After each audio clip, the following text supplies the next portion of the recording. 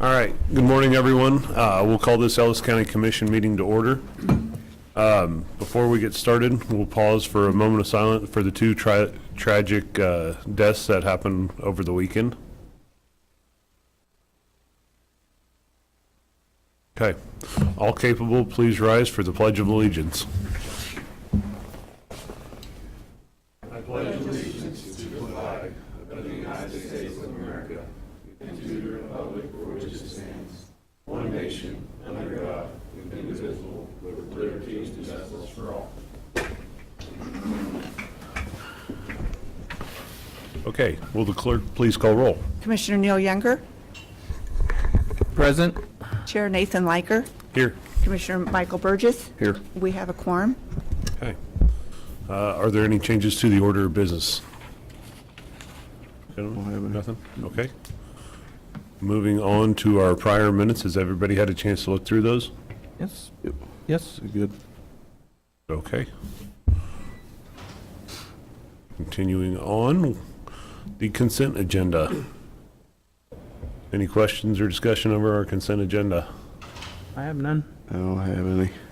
I'll make a motion to approve the consent agenda, items A through G. Seconded. I have a motion and a second. All those in favor say aye. Aye. Aye. Okay.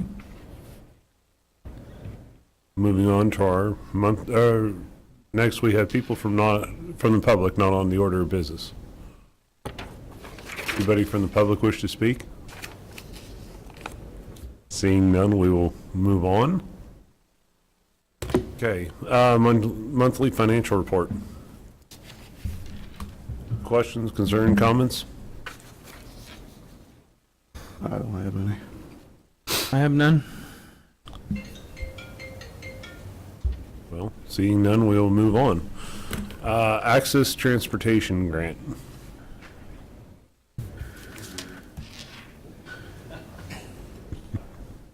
Good morning, Commissioners. My name is Wade Cruz. I'm the Transportation Manager for DSNWK and Access Public Transportation here in Hayes.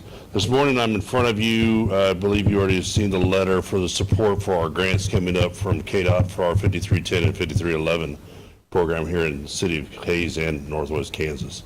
5310 program is under the DSNWK realm and 5311 is under Access Public Transportation. We get our funding from the FTA, who gives it to KDOT, who then gives it to us.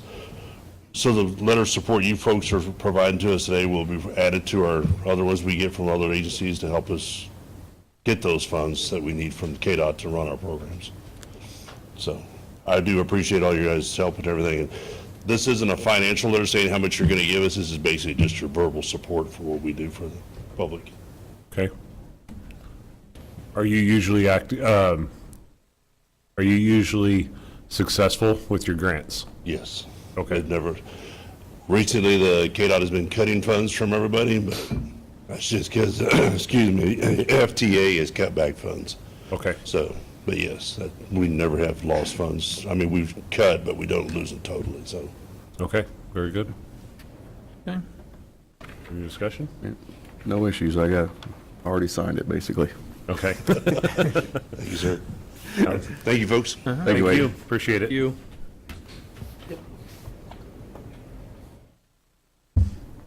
Next, we'll hear a Grow Hayes update.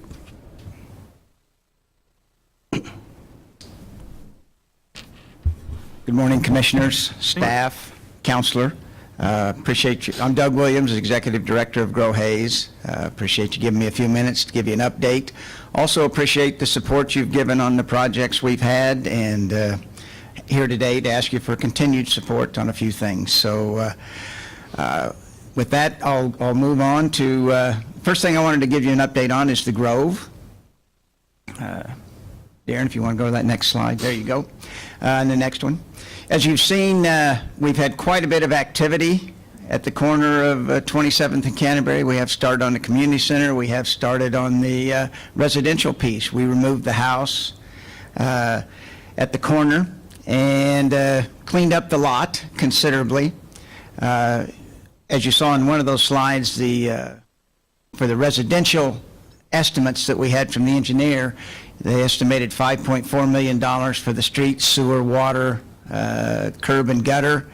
The bids came in a little over $3 million, so that was a pleasant surprise. Doesn't happen that way very often anymore, although engineers' estimates are typically worst-case scenarios, and thank goodness it was. So we planned Sporer Land from Oakley, primarily evidently a highway contractor, but they did win the bid. We had two bids. One was from PwC locally. The other was from Sporer Land. Sporer Land was about $300,000 less, so they won the bid, and we'll be starting sometime in the next, sometime in the next 30 to 60 days. So you'll continue to see activity out there on the community center. Construction has started. They began, I believe it was on August 21st. Their contract calls for 330 days, so sometime next July it should be done, assuming everything stays on schedule.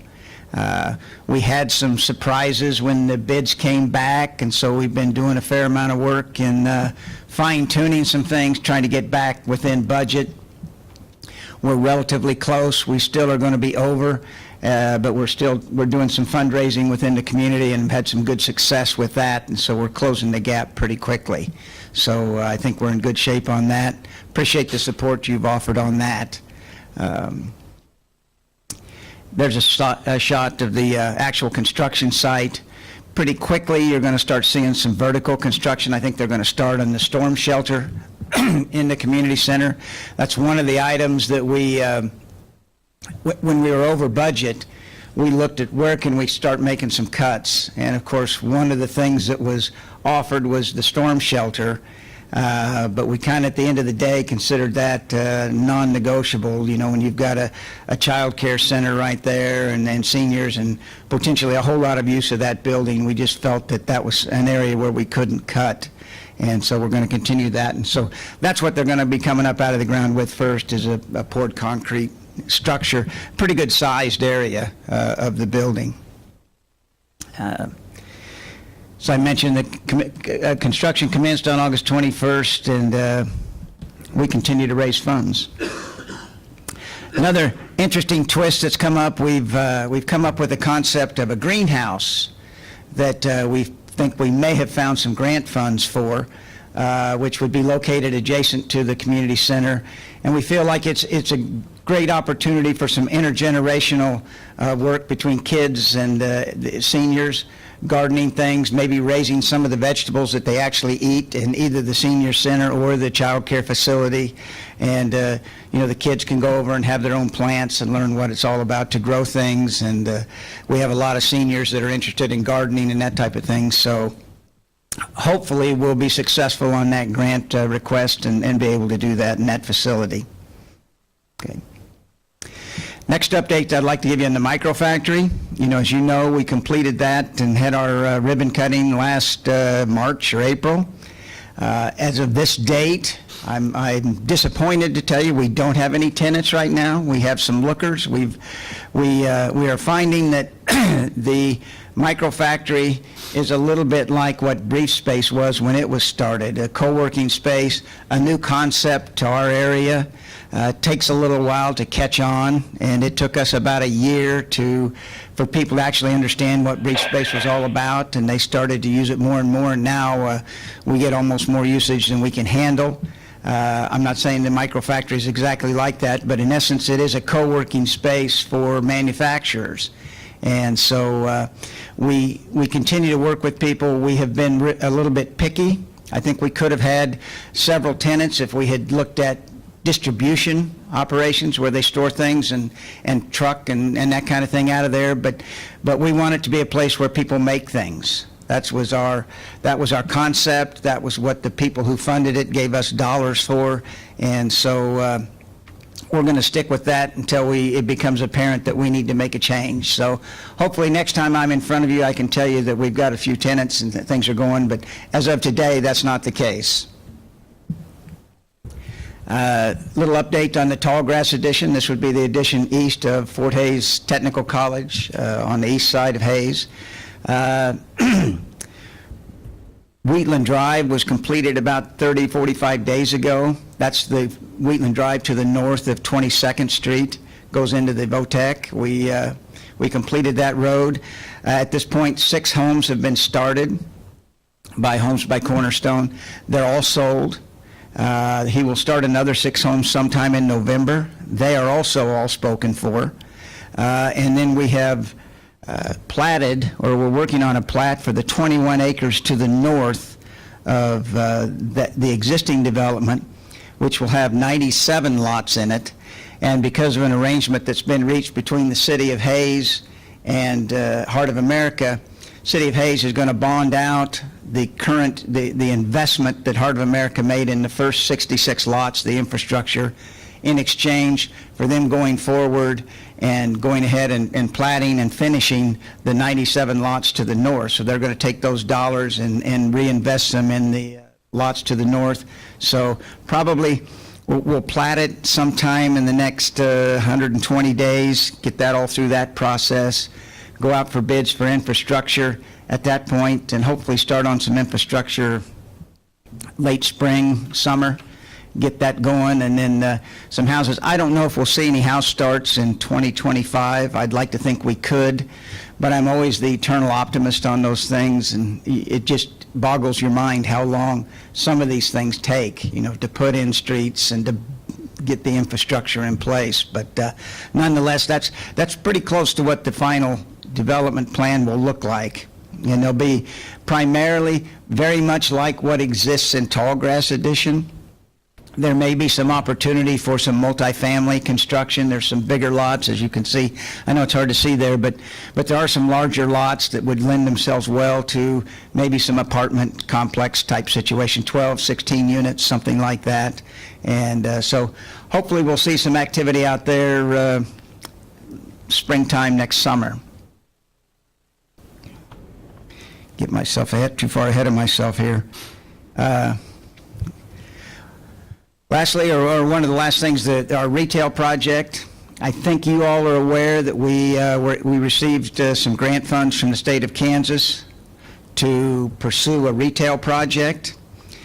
Since that time, we have purchased the 9.1 acres directly north of Home Depot. Our plan is to try and attract some retailers and construct a shopping center, a 60 to 70,000 square foot shopping center on that site. The former owner, Dave Christie, had a concept in that site, and he had talked to some potential retail developers or retail operators, had letters of intent. Those aren't necessarily the end of all, the end all, because just because they signed a letter of intent doesn't mean they're coming, but we're in contact with those people.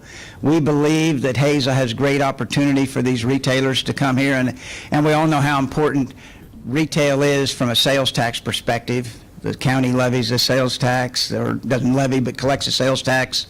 The school district collects a sales tax, and obviously the city funds its general fund with the sales tax. So we're committed to try and promote retail in the community and try and get this shopping center going.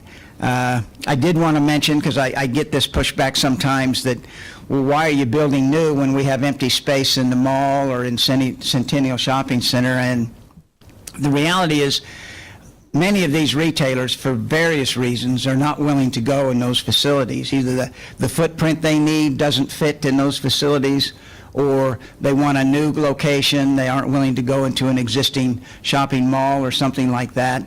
Doesn't mean we're not working with those organizations, because we are. We want to fill up Big Creek Crossing. We'd love to fill up Centennial Shopping Center. Those are both important shopping centers in our community and in our region. So we definitely work with those people, but we can't turn a blind eye to those retailers who want a new facility and are willing to come here and operate in a new facility. So that's what our shopping center is going to be all about, is trying to attract those type of retailers. Mr. Williams, will this be a build-to-suit type building? Yes. I mean, that's the other question I get a lot.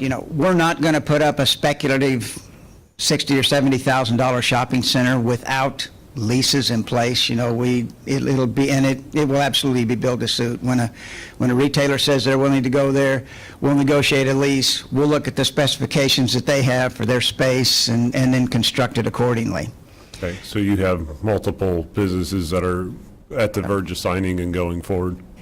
I don't know if I'd say at the verge, but have interest. Okay. They've issued letters of intent. They say they'd like to be here, but that's kind of when the hard part starts, because then you start the negotiation, and the challenge with retail is the economics are difficult to make work. You know, it costs maybe a couple $100 a foot to build a retail shopping center, and they're willing to pay the big ones $12 to $13 a square foot. Well, it doesn't match up. That's not enough to make it work. Fortunately, through the work of my guys, David's here, but James Robin as well, we're able to secure some grants that helps us bridge that gap. But they want to be here. They recognize this is a good market for them. And I think we're knocking down some of the barriers that have existed in the past, whether it be land cost or not quite the location they want. They vetted this location. They like it. And so it's just a matter of trying to get everything in place and make it work. Okay, thank you. We also, our e-community activity has been very robust. We've currently managing about 36 loans to 32 different businesses, most of them downtown businesses. Totals about $1.5 million. It's primarily gap financing. It helps that business when somebody wants to open or expand a business, and they've got a bank willing to loan them the money, but banks never loan them all the money. So sometimes they need some gap financing, and that's what that program's all about. So very active in that area. We are currently running our Think Like an Entrepreneur class. It's called Ice House. We're in our third week tomorrow night. We've got about 15 participants. Chris Munch teaches it, so if you know Chris, you know it's always interesting. And got a good group in that. And then we're going to have our Youth Entrepreneurship Challenge on November the 12th. It'll be held at the Robbins Center, working with Fort Hays State, trying to foster that bond and continue that spirit of entrepreneurship that they're trying to build and we're trying to build, and so we're going to be using their facility for that event. If you have been over to Ellis, you have seen that Dan Hess has completed one street on South Maple in Ellis. 12 lots are now available. They've been needing some housing over there for a long time. They're experiencing enrollment issues because they haven't got new housing going on. So the area that Doug Shaw built down in South Ellis back in 2004 through 2008 was, I think, 36 homes. That was a real boost for enrollment in the schools over there because young families moved in and had kids. Problem is, they've all worked through the school system at this point in time, so they need some more activity. So we now have some lots available. There's some interest in some builders building over there, so that's exciting news, and I think that'll be really good for Ellis.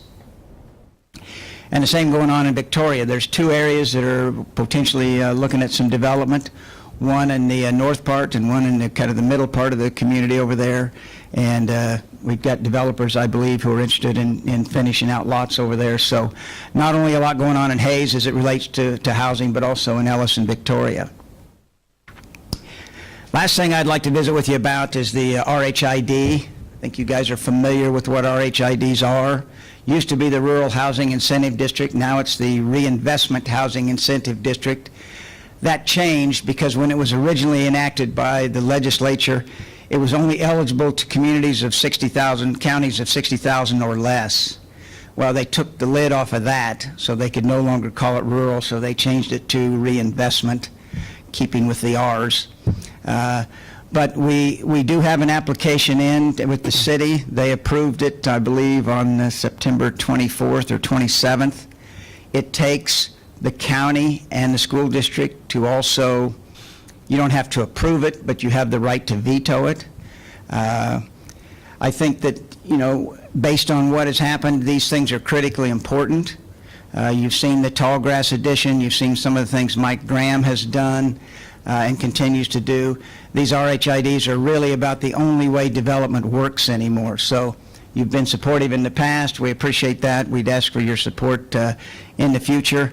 Obviously, when these things are built and an RHID is put in place, all the taxing entities forego some property tax for a period of time so that the developer can recoup their costs in that. But what it leads to is more affordable housing because those occupants don't have special assessments on those homes, and then obviously the construction that generates sales tax and all the jobs and all the things that go with new construction. I'll get out of your hair, but I'd be open for any questions that you have. This RHID that you just proposed here at the end, is that money grants that are coming back, or is that just tax? Just tax recovery. Basically, the way the RHID works is, as an example, in the Grove, that 21 acres was just raw land, and the taxable value at the time of prior to being developed was $500 or something. That was the annual taxes. We're going to go in and we're going to spend $3.5–4 million putting in infrastructure. It allows us to recoup that over a 25-year period of time with the property tax increment that is created by the improvements that are built. So the taxes today are $500 a year. Once all built out, they'll be $200,000 or $300,000 a year. We get a portion of that back to the developer for 25 years to get that $3–4 million back. So that's the way it works, and really with the cost of development, it's about the only way you can make those kind of projects happen is you've got to have some vehicle with which to recover some of the cost. Okay. The greenhouse, Yes, when will we know anything on that? I know it was just probably submitted here, but it was submitted, I think, last week. I think we'll know in the next 2 or 3 weeks. I think it was a 30-day kind of deal. I'm optimistic because I think it'd be awesome. I mean, and so do the people we've talked to that are with the grant program and that kind of thing. This whole, intergenerational facility and the opportunity for young kids to work with seniors and things and growing things is a great kind of concept. And so I'm hoping pretty quick, and we're hoping for a successful outcome. because I had talked with James on it, and one of the organizations that I belong to, we're very interested in help supporting that because of just what you said with Yes. the young kids, the elderly, or whoever chooses to live in that grove. So what a good deal. I mean, that would be Would great. be awesome. It really would. The other one, Doug, on the houses that are sold in the new development out on Wheatland, you said 6 of them and then an additional 6, correct? Yes, Wheatland will have, there'll be 12 in all. Are these new people moving in or just relocating from one house to another in our community? I haven't done an update lately, but when we built the first 36 in that edition, it was about a third. There were a third of the people were coming in from out of town, brand new to our community. A third of the people were either upsizing or downsizing. So you had some younger people that were moving up, some seniors and that kind of thing who were moving down. And then a third were just first-time home buyers from our community, but just first-time home buyers altogether. So you've got a pretty good mix of who's moving here and who's buying those homes. Okay. The ones on Wheatland are a little higher price point because those lots are a little bit bigger. The lots in the other tallgrass area have been between 60 and 65 feet wide, so you can only put so much house on 60 or 65 feet. These are 86 feet wide, so you've got a little bit more room. You can stretch it out a little bit, build a little bit bigger house, maybe a 3-car garage in some cases. So whereas the first 2 phases, the first phase, the price limit was $225. The second phase, because of some cost increases, was $235. These, the maximum price on Wheatland Drive is $325. Now, most of them are going to be in that $250 to $275 range, but there are a couple that might be a little bit more than that. As we move north with the new development, we'll be somewhere probably back in that, at least parts of it will be in that $235 to $250 range, depending on where costs go. And there'll be some that may be more. When you've got 97 lots to get rid of, you've got to get more diverse housing options going and probably more builders involved. But that's the price range of the ones on Wheatland Drive. Okay, and the last thing, everything else aside, when they demoed your house, did you get any of the share in the cans that you had buried so you could help out on this a lot? We didn't find anything out there. I don't know, or if they did, they sure didn't tell me about it. But it was a little bit of a mess for a while, but Okay, thank you. It cleans up that corner, Good. and I think you're all aware, but we also had purchased the property in the middle that the McGinnis family, Mrs. McGinnis, lives in. It's kind of hard to see it because it's completely surrounded by evergreen trees, but we did purchase that. It is part of the long-term plan for the development, but we gave her 2 years to stay if she chooses to, because we didn't want to force her out. We wanted to let her leave on her own terms.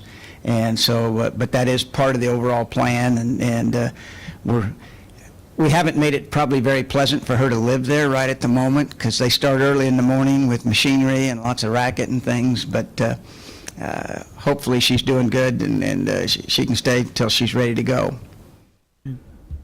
Thank you. Very good. Thank you, Doug. I don't have any further Okay. questions. I appreciate the information coming and provide us the update. Thank you very much. Always a pleasure to come and see y'all. Thank you. Thank you. Okay, moving on, backhoe purchase. Good morning, Commissioners. Justin Craig, Environmental Services Director. Before you today is a proposal to purchase a new backhoe for the landfill to replace the one we currently have. The model we're currently using, the older one, is a 2015 model, so we got it in 2016, so it's about 10 years old. After about 5 years of service is when we started seeing the repair costs start to go up quite a bit, as you can see in the agenda item there. So we're hoping to replace this now. We're looking to get, a 5-year warranty, 4,000-hour warranty, which is about what they use, 5-year maintenance program included in that. And the idea would be to stagger them out to have our second backhoe in a couple of years do the same thing and then replace it kind of the same way if necessary on the first one or the second one as the time comes. That'll help us with resale value at the time, and then just reducing our repair costs on it. This really kind of started, we've been talking about it for a while. It really kind of started earlier this summer. We had a kind of a repair scare on the model we're using now that we're talking about, that they were estimating was going to be about a $20,000 repair. So in our minds, it didn't make sense to pay that much to repair something when we could buy something new. It ended up being significantly less than that, which is good. So we went out, we've been talking to CAT about what model would probably better suit our needs, and they recommended the 430. Just it's a little upgraded machine, a little beefier to handle the daily use out there. So we reached out to Murphy Tractor and Case to get us something similar, to receive those bids to compare them all three together. John Deere and Case were a little behind the 8 ball because the solid Setco tires we use on those, the ones on our current backhoe, will fit on a new Cat backhoe. For the John Deere and Case, they would have to buy the adapter plates to make the rear wheels work, and then new front tires on it as well. So they were a little bit behind the 8 ball on that, not a lot. So with that, I stand for any questions. Well, I appreciate you bringing at least all the quotes in and supplying that. It really shows the difference on where our pricing's at. So thank you for that. The repairs that are done on this machine, I mean, fairly significant over the past 2 years. Any reason why? Is this a lack of maintenance issue, or? It's not a lack of maintenance. We have a work with me program that we do through CAT, which will be on this new one, should you choose that way. So they send us the filters, the oils, everything to do it ourselves, and then the big maintenance they come and do themselves. I think it's generally just the way it's used, pushing up trash, pushing up C&D, just things happen. They get bent, wires get broken, hoses get ripped out. It's just the amount of, I don't want to say it's not abused, it's just the daily work that it goes through. And as time's gone along, some things are just starting to wear out on it. So that's one of the reasons we spoke to them. If a bigger model, a heavier one, would work better to do that with something that's more suited for landfill use, and that's what they recommended. Okay. A lot of I've seen a lot of it where we push into our trailers and stuff up in the waste deposit. Is the backhoe the best direction for us, or should we have been maybe looking at a wheel loader type piece of equipment, maybe a little heavier? Well, the 430 is going to be a little heavier. I don't know if something would work better for the setup we have with the The pit up there, it works really well. We have to do some modifications on the backhoe, which we would have to do on the new one too, to have a steel plate versus the bucket so they can reach down and crush it in there. But the way I feel, I think the way our setup is would be the best we have for now. Okay. I see on here that the current wheels will fit. How is our new hoe coming with new tires, new wheels? Yeah, it'll come with new tires, and we'll swap them over. Okay. The solid Setco tires on the back, they have an adapter plate inside on the back that can be unbolted, and then you buy for example, a John Deere adapter plate, and you bolt it to that wheel, and then it'll fit the pattern on the new backhoe. But the ones we have now should transfer directly over to the 430. Are those wheels, how old are those wheels? Since we're going to go ahead and transfer, are we at life expectancy on them, or are we? Yeah, I think, gosh, I want to say the ones on there they're about 3 years old. I'm not 100%. They should have a decent life on them. I know the ones on our other backhoe are newer, so they have a decent life on them as well. So that could be something to think about next time if we do get another one in a few years. If we're ready for new tires, that would be the time to maybe try a different model if it comes in on a better price. Okay. So yeah, they should be okay. It's the wheels and the pads are just kind of, as they get worn out, they have pads underneath the bucket to help push trash on that floor so we don't tear up the floor with the buckets as well. So kind of just an ongoing maintenance as needed. Okay.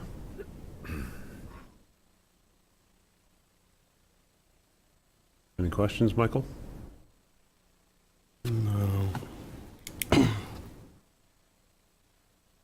I guess it makes sense.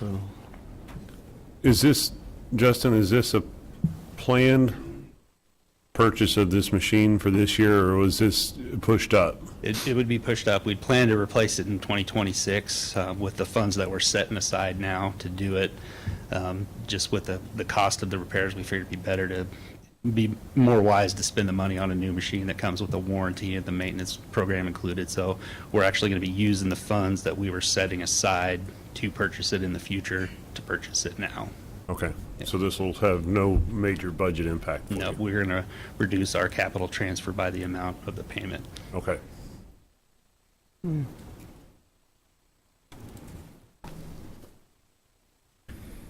Any further discussion? I have none. I don't. I'll move to approve PO number 7844 to Fully Equipment for $38,061.93 to purchase a 430-07 backhoe for solid waste. I'll second that. Okay, I have a motion and a second. All those in favor say aye. Aye. Okay, motion carries. Thank you. Thank you, Justin. Okay. Now we got to have a new conversation. All right. So Justin Craig, Environmental Services Director again. I was asked to kind of reach out to some separate counties to see what their landfill rates are and how they compare to Ellis County. You can see that on the sheet there. So they vary. There's lots of different minimums. There's different rates, different ways of calculating. You'll see some of them as you go through the county. A lot of the counties that do transfer, they are less than Hayes, and one of the reasons with that is they've made the capital investment prior to have their own trucks, their own trailers, and staff to haul the waste to other counties. And you can see on the third page that has all the listing on our hauling fees. That's a significant portion of the rates that we use. So Ellis County is an enterprise fund, so basically all the money that we can spend is taken in by the fees that we bring in. And hauling trash, the hauling itself and the trash is a significant portion of of our budget, I should say.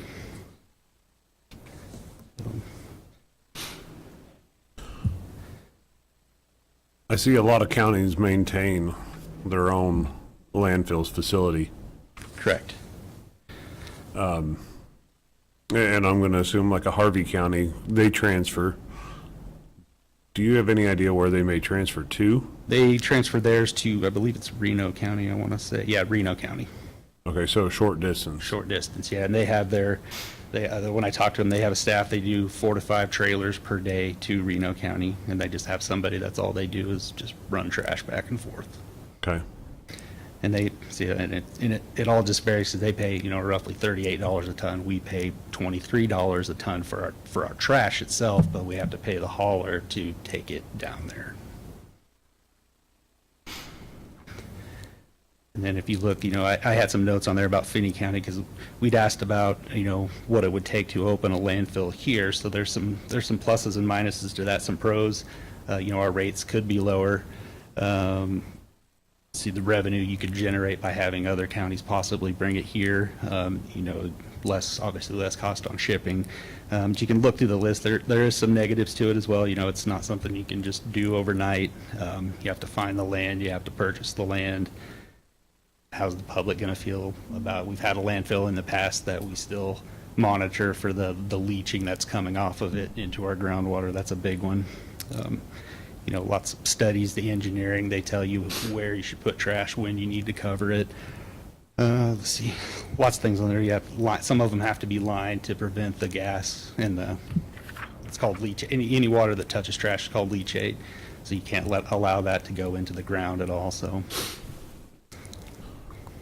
wildlife vectors covering it up. I don't want to say it's a terrible thing, but there are negatives to it. It's not just a clean area. Can be maintained to be kept clean, but yes. Hey, I know Ellis County had a landfill many years ago, and since decided to change direction and go this way. Just curious if that was a proper decision, or if we need to look different long term, I guess. Yeah, and Darren, we've had discussions about, if we could hire our own people to haul trash, which it would be possible. It would be one of those things, it'd be a significant investment, for a year, maybe 2, to hire the people to do it. The cost of the trucks, the trailers, the fuel, the maintenance, those are things that are ongoing, but it would, over time, lessen our shipping costs, which could allow us to lower our rates. There'd be a lot of discussions to be had over it, whether it's one person or 2 people that you need to haul. Because if somebody goes on vacation, calls in sick, what are you going to? Who's going to haul that? Not just anybody can drive that truck down there. Whereas now, we don't have to. We pay for the service, but we don't have to worry about that. And in fact, the 2023 hauling fees were lower than the 2022 hauling fees. So we actually went down on that somewhat.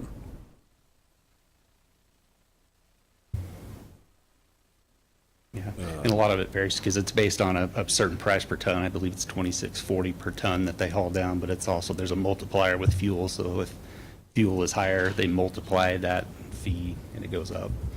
Then there's also the trailer rental is to keep extra trailers on site that we could fill up, because some days we'll only need 1 trailer hauled down there. The next day it could be 3, and with like alley cleanup that's coming up, it's going to be 4 a day. So it just depends. Well, and I know we just raised our rates to cover increased expenses and to operate in the black instead of the red. So Correct. That's why I questioned where neighboring counties were, and how they were doing it, to where are they supplementing out of a general fund, or if they're actually an enterprise fund? Are most landfills enterprise funds? Most of them are enterprise funds. There are a few, I think, it was Trigo. There was another one, I can't remember, Rice County. They pay a fee, on your water bill or whatever, which is similar to what the city of Hayes does. Residents pay a fee on their sanitation bill. That doesn't come to us. That goes to the city of Hayes to collect it. They bring it to us and pay the tipping fees. Or if there's another business that does the same, picks it up, you pay them to pick it up. They bring it to us and pay the tipping fees on that. But yeah, I believe most of them are enterprise fund. It just depends if they're burying everything, you save a lot of money because you're not taking anything there. You're not paying someone else to to take care of it, so. But it would cost increased equipment, increased land, and a lot of other, Yeah, so we'd have a lot of startup costs. more yeah, a or lot of less. startup costs and then continuing ongoing, because even after you close a landfill, you have to maintain it for 30 years, to keep it covered. So there's a lot of ongoing cost for that. The startup, just the maintenance, you have to cover it every day, whether you use a tarp or dirt. It's something you have to do every day. So there's a lot of landfills that have machines just dedicated to that, to pull a huge tarp over the trash to keep animals out of it. Okay. Any discussion, gentlemen? I would like the time and the effort to look into what we're paying to truck it. And as we spoke earlier, just to see if that's doable and affordable for Ellis County to drop the 90 down. If, like, say, if we get 2 more people in trucks, that's 2 more employees that we have to, they can either stay or move into different positions in the county. Helps our community out.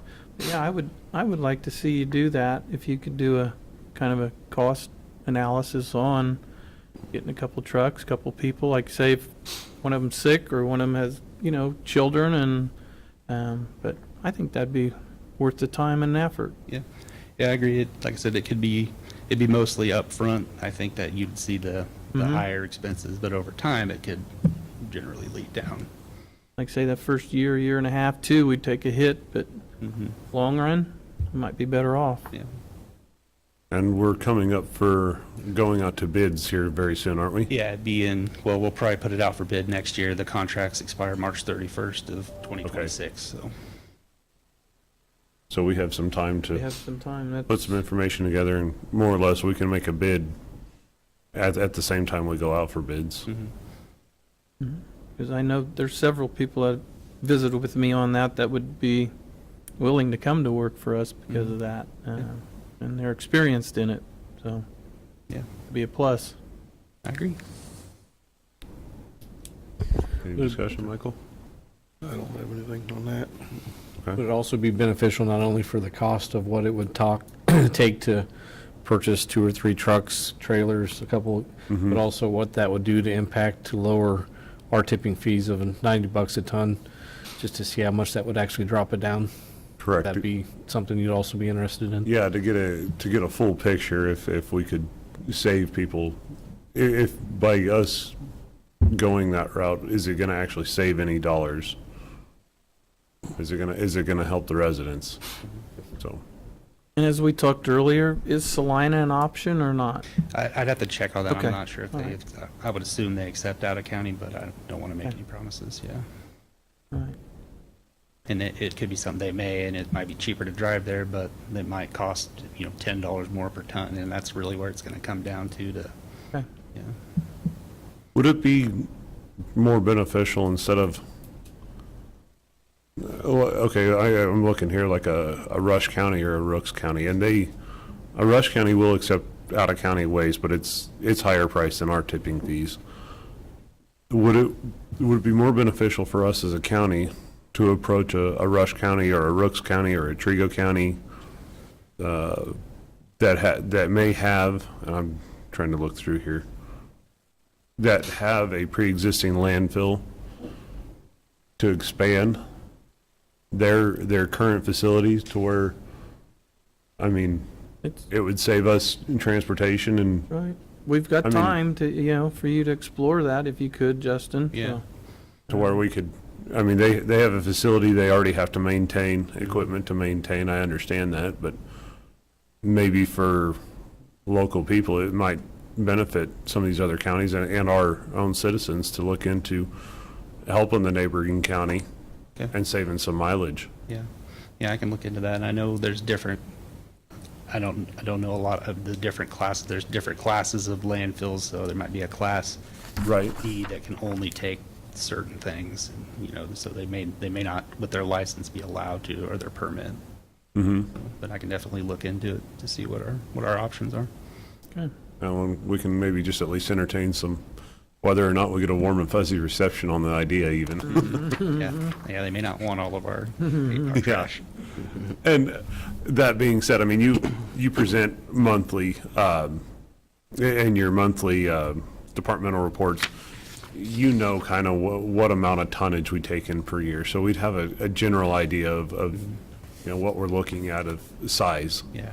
It's 'Cause usually, I'm sure there's some math that goes on that would help dictate. yeah, it's roughly 1,000 tons a month for municipal waste that we haul off. Okay. So, I mean, I don't know how how they design landfills, if they design it for a 20, 30, 50, I don't Yeah. that's above my understanding, so, but there may be options. Yep, no, we can definitely look into it. So, Okay.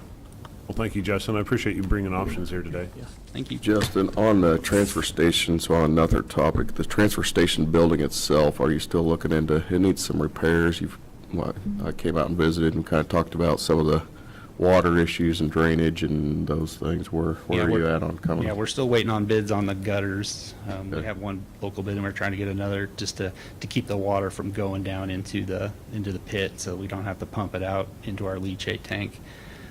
There's other things. We talked about possibly expanding it, or it was mentioned maybe looking at a new building. That'd be another significant cost to do that. So we're just kind of piecing it together as we can. We have some capital funds set aside to work on the concrete, and it's kind of a planned thing. You have to try to find the right time to do it, because if you have to shut down half of that transfer station, it's going to cause a lot of backups and delays. But it's out there. It's just slow moving. Okay. There's nothing dire that we really need to have done like as soon as possible, other than the water. We're trying to get that done to get it away from the building. Justin, I've always wondered with the alley cleanup, how big a impact does that have? And I mean, is tonnage wise, I mean, I don't know the exact numbers, but it's a lot. It's usually 4 to 5 trailers a day. It just depends. That's usually when we have stuff outside, because you get to a certain point in trailer, you can only put so much, we call it heavy trash, like your trash bag that comes out of your kitchen. That's usually heavier trash versus a couch that's going to take up a lot of room, and it doesn't weigh. So if you ever drive by and see there's a lot of trash outside, it's the light stuff. We're trying to balance of getting some heavy stuff in there, and then fill it with some light stuff, and then get some heavy stuff on it. Those guys they're artists. I know you wouldn't think of them like that, but they are. They're good at it. okay. Well, sounds like you're managing it right. Yeah, Good try. job. So, got good people. So, Yes, you do. Well, thank you, Justin. Appreciate you this morning. thank you. Thank you. Thanks, Justin. Okay. Next, we have a traffic clerk job description for the attorney's office. Jennifer Taylor, Ellis County HR, and I am here on behalf of the Attorney's Office to ask for the approval for a traffic clerk job description. It was determined during a evaluation of the department that having the traffic clerk as an option to kind of better realign the actual duties that some staff may complete on a day-to-day basis, that this position would kind of fit more in line with that. So it wouldn't be adding any positions, it would just be adding the job description to use in certain instances in which this would match the duties that would be completed by an individual. Okay. Any discussion? I have none. It's just- Pretty straightforward. Yeah. I'll move to approve the addition of the traffic clerk job description. I'll second that. Okay, I have a motion and a second. All those in favor say aye. Aye. Okay, motion carries. Thank you. Thank you.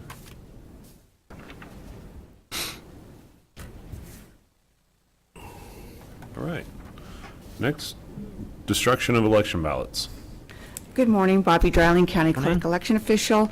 I am here before you again to destroy the next set of ballots that we are holding in our vault, and that's per KSA 25-2708B.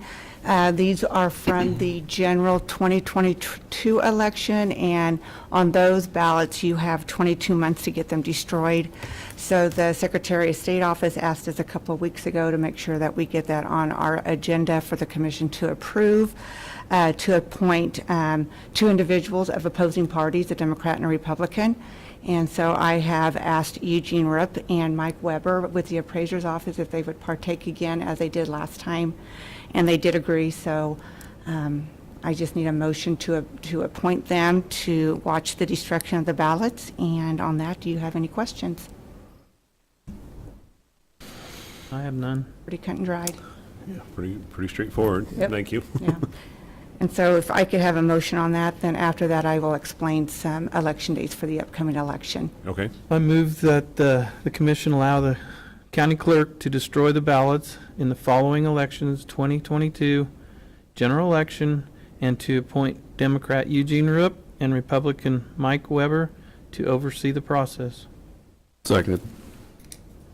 I have a motion and a second. All those in favor say aye. Aye. Okay, motion Yeah, okay. passes.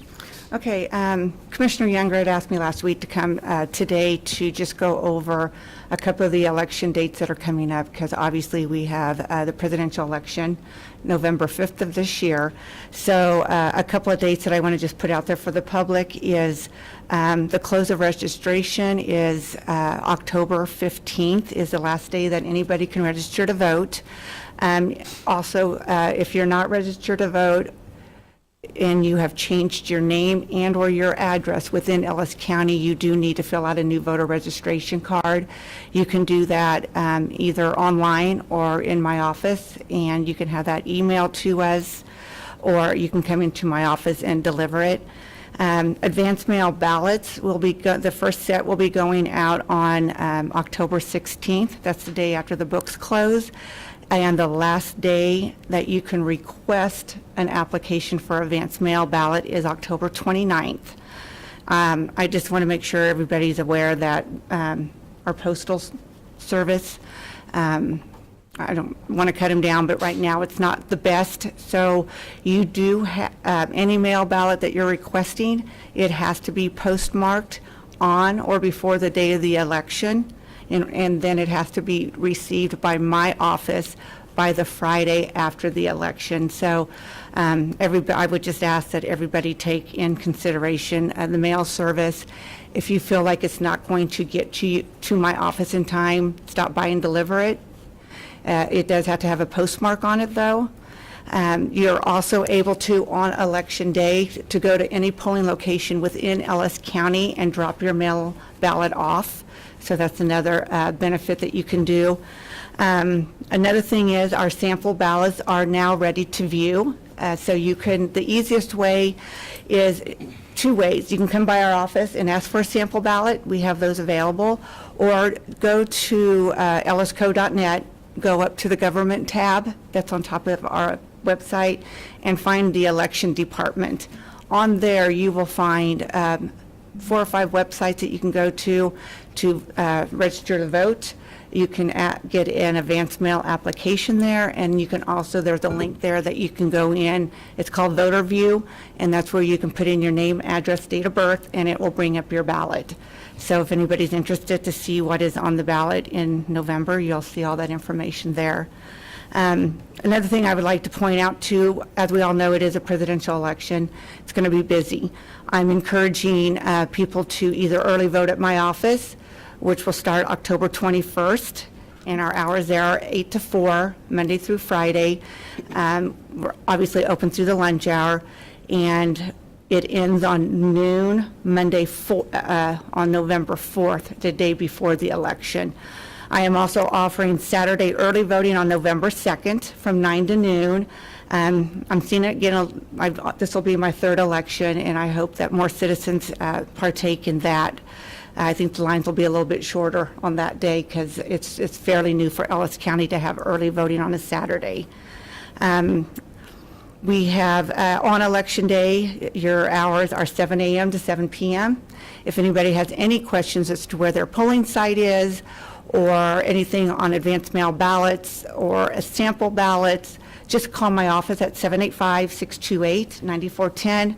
My staff has all the information available to them and will be able to be easily answered, or stop by my office at 718 Main. And the last thing I'd really ask everybody to do, my poll workers put in a long day. They are at the polling site at 6 o'clock in the morning, and they don't usually get home until 8 o'clock that night. And I've already, when I will be training them here in the next couple of weeks, they're more than likely going to be eating as they're checking in voters. So I would ask everybody to thank your poll worker. They don't get paid a lot of money. A lot of them are always surprised that they do get paid. They would rather not, but I feel like I know they deserve it. So just thank your poll worker that day when you're out and about. Just tell them that you thank them for their service and for doing that volunteer work. So does anybody have any questions on all those dates I threw out? I know it's a lot, but the easiest way is call my office or stop by, or go to ellisco.net and find all that information there as well. And you do have enough help, correct? Yes, we do. Good. I have almost 60 poll workers Nice. that will be helping on election day and early voting. I hired early voting election board workers to come in and help. And then obviously after the election, I have them coming in to do my audit board and my write-in boards. And the people. I would like to mention one more thing. Speaking of write-ins, a new law was passed this year. If anybody, and I have put this out in the media already, but if anybody is wanting to run as a write-in for a county position like county commission, county clerk, the cities, this does not include the cities because we're not big enough, but if you want to run as a write-in and you want your write-in vote to count, you have to come to my office and fill out an affidavit of write-in intent. Because if someone goes out tomorrow and starts campaigning as a write-in and they don't fill out that affidavit, I am not required to count any write-in names except for cities and schools and townships. So the deadline for that is noon on October 14th. So, and as that as well, if you have any questions on that, they are welcome to call my office. Okay. Any questions? And we also offer where they can drop it off in the alley, so. Right, we do have a drop box in the alley that you can, if you don't want to mail your ballot or come into my office, you can just drive straight down our alley at 718 Main, and I have a drop box there that is very clearly obvious that it's mail ballot collection only. Bless you. Okay. Okay, any other questions? Very thorough. Thank you. Great, Thank you for the update. yeah, thank you. Okay. Moving on to the library board. Morning, Commissioners. Darren Myers, County Administrator. The County Library Board's next discussion in regards to the process that we've been going through over the most of the part of the year. As the Commission knows, of the primary election in August, the county voters approved to form a County Library Board.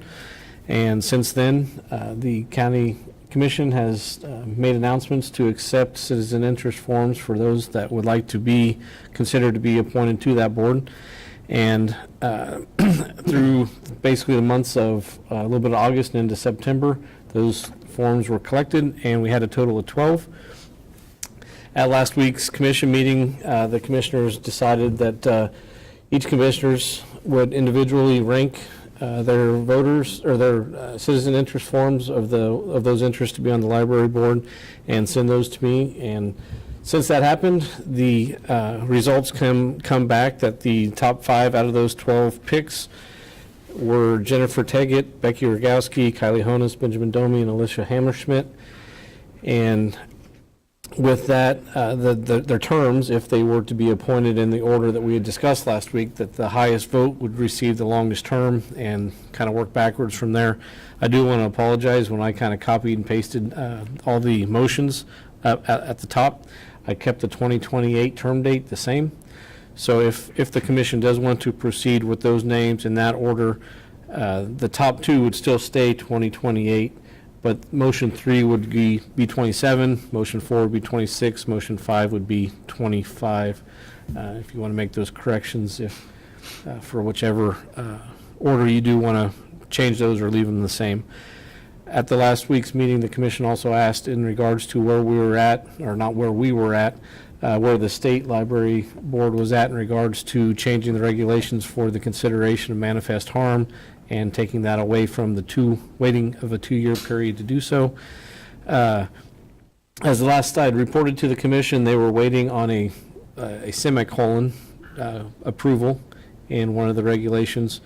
Those are now, all the regulations have been updated and approved by the Department of Administration, and the state librarian says they had submitted those on September 26th after approval from the KDOA to the Attorney General's office for consideration. So at this point, those regulations are with the Attorney General's office for consideration and approval. So we still got a little bit more time on those. It doesn't impact us at all locally. It's just once those those regulations do change, we could, or the library board could consider to move forward in requesting to get approval or consideration to see if withdrawal from the regional library system would cause any manifest harm. So that way we would know that piece up front and not have to wait 2 years before the withdrawal would actually happen. With that, I think that's about it. The next step is to appoint the library board members if you so choose. And I did call all 5 of those. They all 5 are still interested and excited and appreciative of the commission's consideration.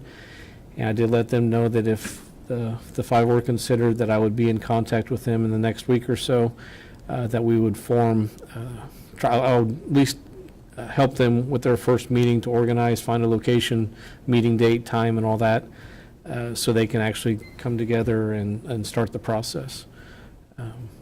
No big hurry. I think that essentially their first 6-8 months are going to be regulations, laws, statutes, understand that, forming the board chair, et cetera, some bylaws, some rules and regulations, and then getting into their budget process. So that way they get a budget submitted throughout the budget process next year. So in 2026 would be the first year that they would start levying a tax for that 2-year period.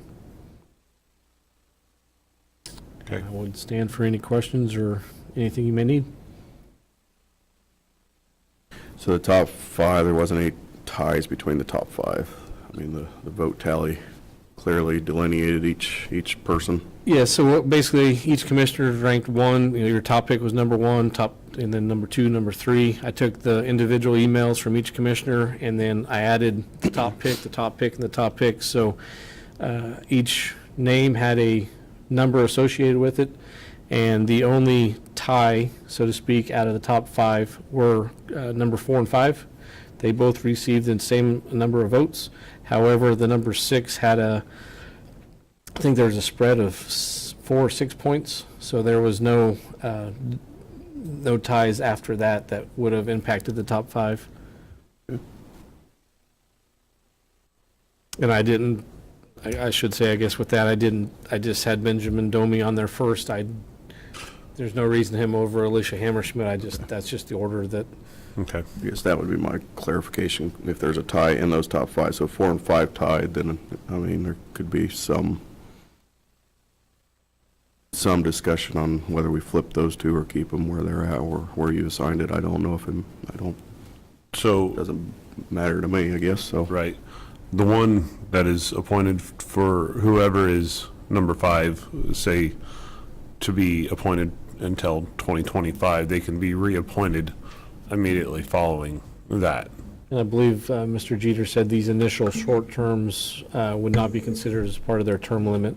Okay. The statute provides you cannot serve more than 2 consecutive 4-year terms. Okay. So anybody that has less than a 4-year appointment, once that expires, could run for 2 more, or be appointed for 2 more consecutive 4 years. Okay.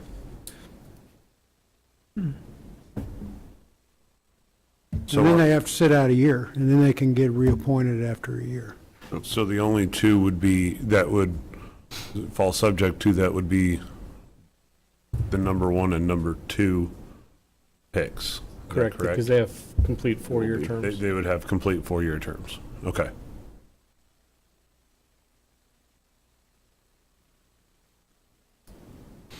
Okay. I I do have some discussion on the library, but we'll move forward with this portion first. Okay. No other discussion. Thank you to the 12 citizens that submitted their application. I guess that's what we'll call it.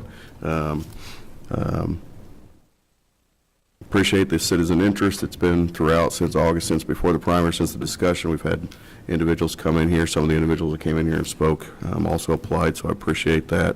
In allowing us to kind of look through all, to me, the nice thing about the applications is how much many of those people do on other boards.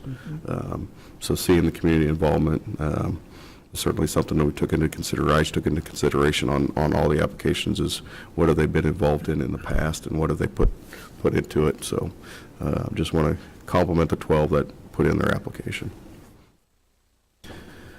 I myself will echo that too. I was going to bring that same thing up. I was concerned when we went to this that we were going to have that many volunteers and that many applicants, and I'm pleased with all the people that put in their applicant, and all the other, like say the boards that they serve on, that helped me make some decisions. Yeah, I agree. I appreciate everybody applying and showing interest in it, so it makes our job a lot easier. Much easier. So with that, I'll make the first motion. I move to appoint Jennifer Teggett to the Ellis County Library Board, the term expiring on April 30th, 2028. I'll second. I have a motion and a second. All those in favor say aye. Aye. Okay.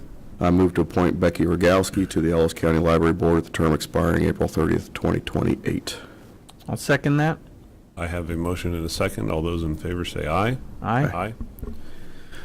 I move to appoint Kylie Honus to the Ellis County Library Board, the term expiring on April 30th, 2027. I'll second that. Okay. I have a motion and a second. All those say aye. Aye. Aye. I move to appoint Benjamin Domi to the Ellis County Library Board, the term expiring on April 30th, 2026. I'll second that. Okay. We have a motion and a second. All those in favor say aye. Aye. And I move to appoint Alicia Hammerschmidt to the Ellis County Library Board, term expiring on April 30th, 2025. I'll second that.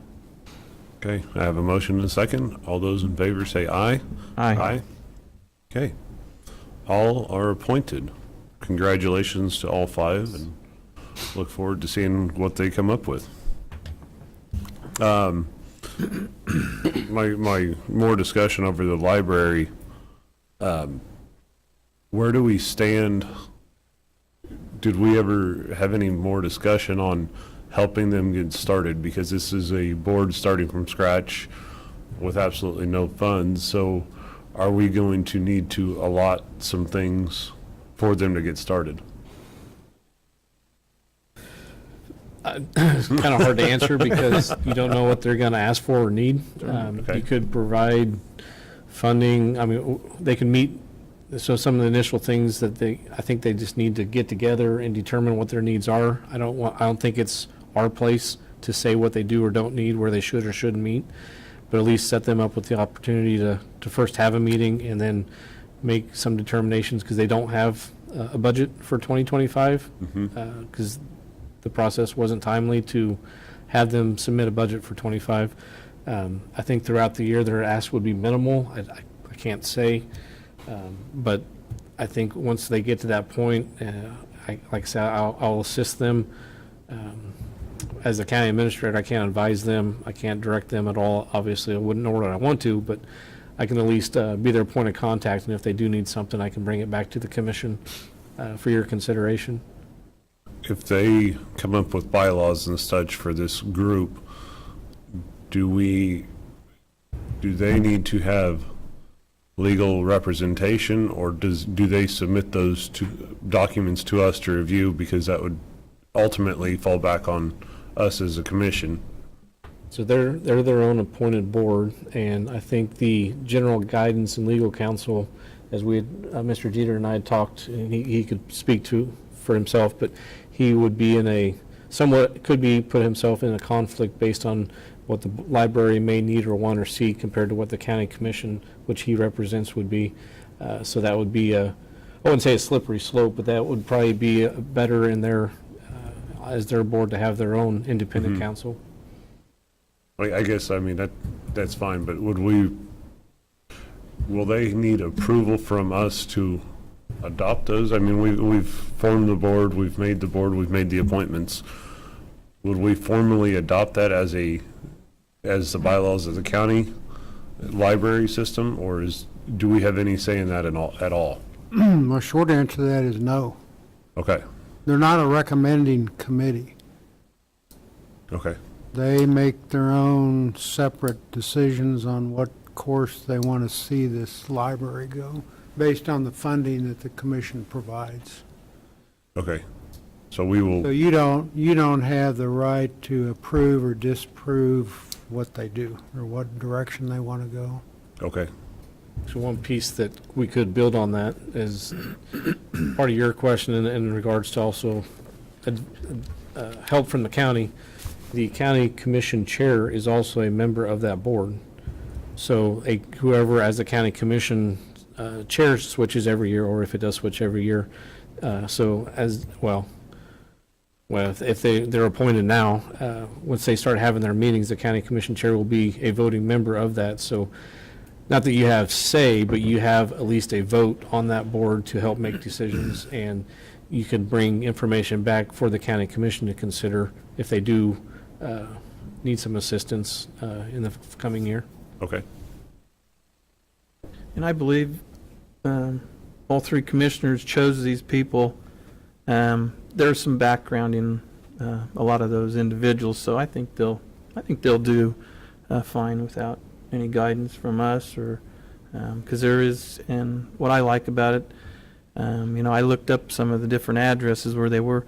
We've got them in just not one little area. It's kind of a circle, and like I say, there's some talent there. They'll get by. They'll do it. Okay. Okay. Well, then we'll move on. Congratulations again to all those that we just appointed. I'll second that one. Okay, next we have the local safety and security equipment grant. As the commission is aware, almost to the date, on October 10th of '23, the Ellis County was awarded a $100,000 grant to do some public safety radio improvements. That grant was, I just said, $100,000. Since that point, it took many months to get all the equipment in. I believe it took about 8 to 9 months after that to get all the equipment in, and then it took several months after that for planning, programming, and installation of all the vehicles. That was done several months ago, but still continuously as the progress is completed. The last step of that grant program was to use the radios that were replaced and repurpose them over to Public Works Department. And that is, we couldn't do any of that until after all the radios were replaced for the public safety agencies, police, fire, EMS, et cetera. So each month, reporting was done to the state of Kansas, and within the last couple months, they had asked me when I had visited with them if we would be acceptable to any additional funds, and the obvious answer was yes. Any additional funds would be greatly appreciated. And I think with the beginning of last week, we found out that they're going to award us another $92,200.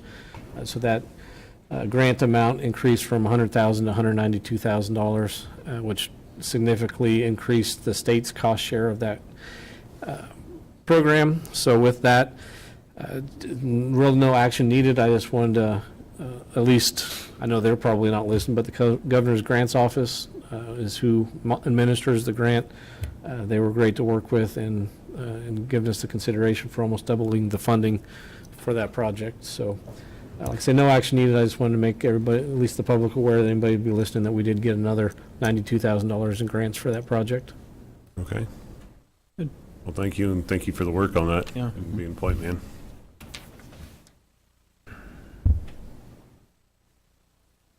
Okay.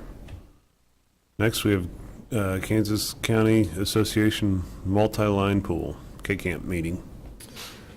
As the commission is aware, each year, the Kansas Association of Counties, KAC, holds their annual conference. It's usually in the east part of the state, but it's in Wichita. I guess that's east of us, so it's still eastern Kansas to me. But the conference is being held in December, and at that meeting, annual meeting, they have business meetings for the K-Camp, which is our insurance, K-Work, which is our work comp, and the K-Camp board, or the KAC board itself. This is the first delegate form that we'd received, so I just wanted to get it on the agenda for approval. Each year, it usually rotates between which commissioner wants to be the voting member and which commissioner wants to be an alternate. And if the commission decides who wants to attend that meeting and be the voting delegate, the county clerk will fill out the form. She has to attest it, and then she can sign it in back to K-Camp. Do we want to wait to get all the other forms and delegate then, or go ahead and do one at a time? I work at your pleasure. It's whatever you want to do. We can wait if you like. I don't remember if there's a date on this one. Let's put it on election day.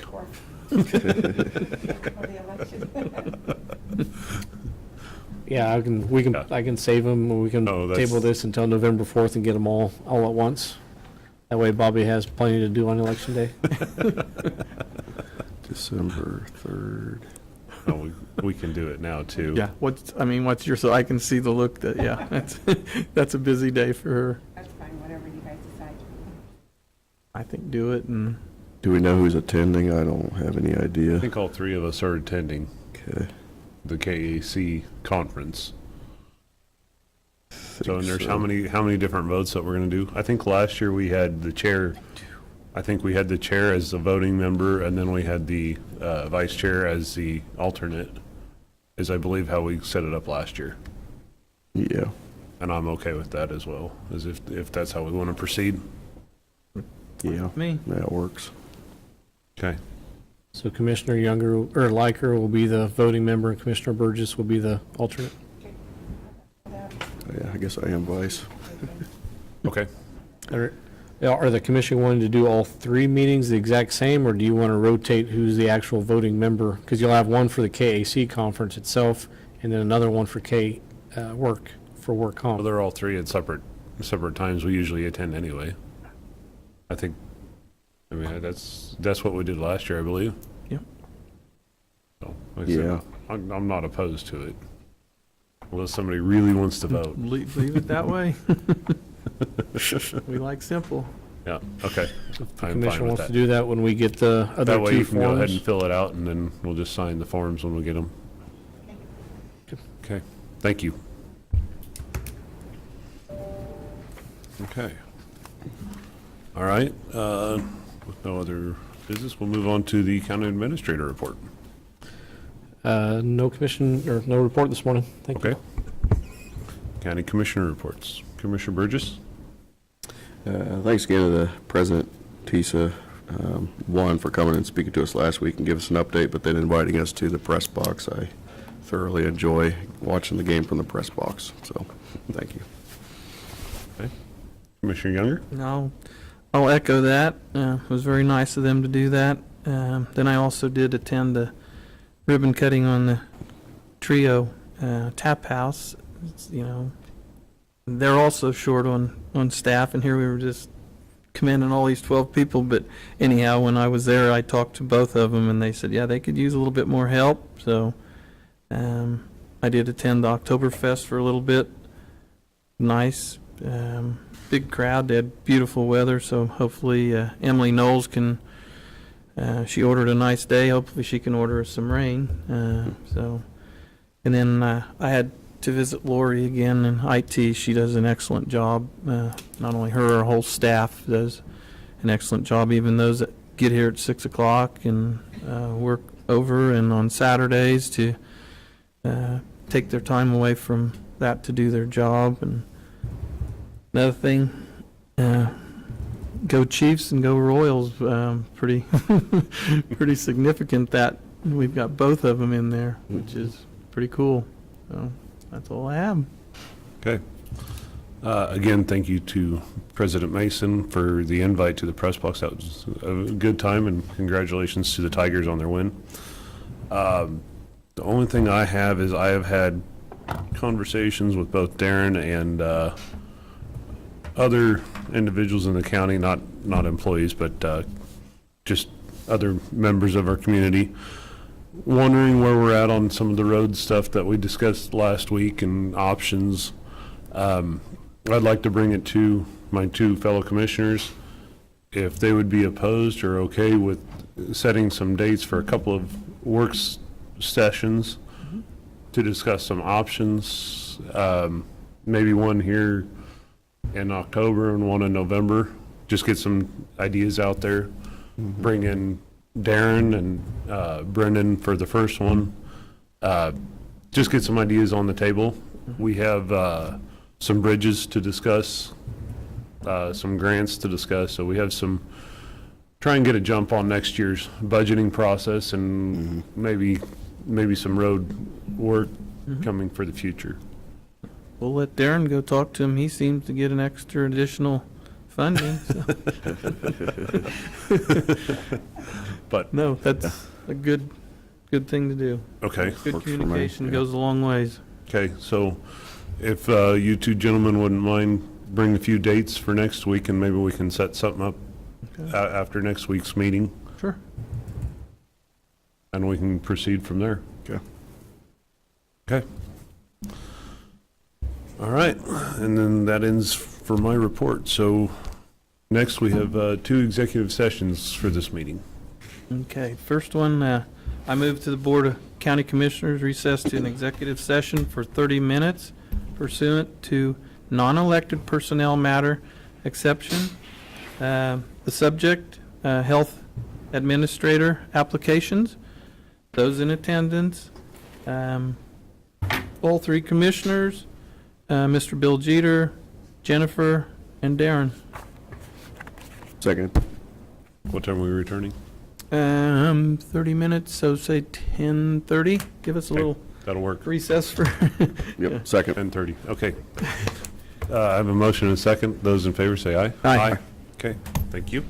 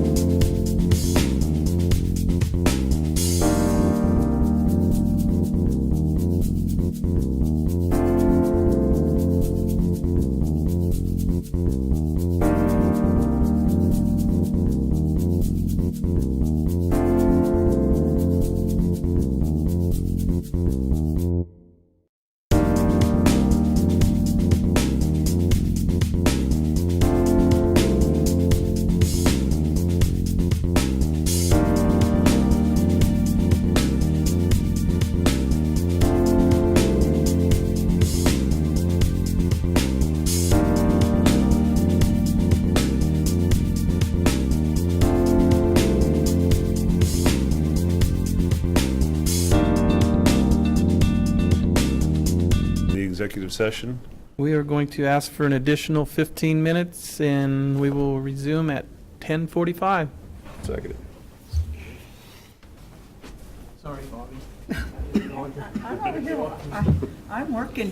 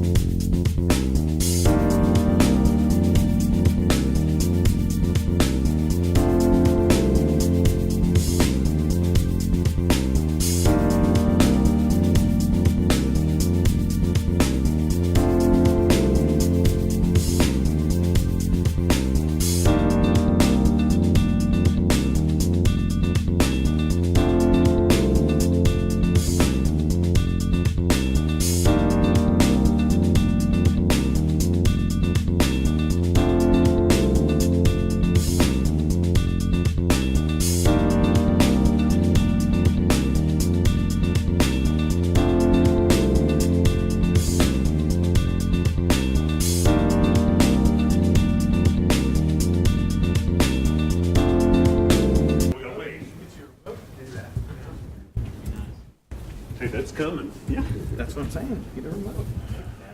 Everything else is that way. Oh, now we're gonna wait a minute, I guess. Carry on. Oh, it turned 10:45, right? That clock's 10:45. Are you, I got 10:45. you got 10:40? You're at 10:45? Okay. No decisions were reached during that executive session. All right, I move to Board of County Commissioners recess to an executive session for 15 minutes pursuant to the attorney-client privilege exception. The subject is contract negotiations. Mr. Jeter, Darren Myers, and all three commissioners, and we will be at 11 o'clock.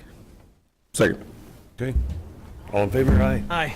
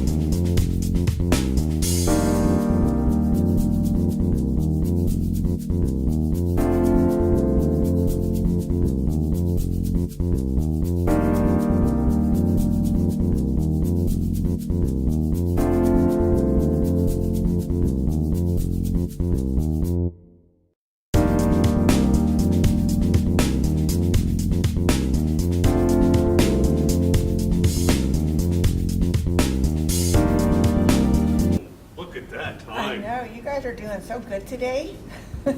We're saving our bad behavior for the 5th. I'll kill you all. I'll go to jail and I don't really care right now. Well, I see you calm down because when you were talking, like, I could just see the blood pressure rising. I don't do well in, it's not even public. Right? No, let's not say, I think we should just cancel November 5th. Here, well, all day would be all okay. I thought you were doing your debate or wherever. Where's it gonna be held at? Monday at 6. Where at? Just in the library.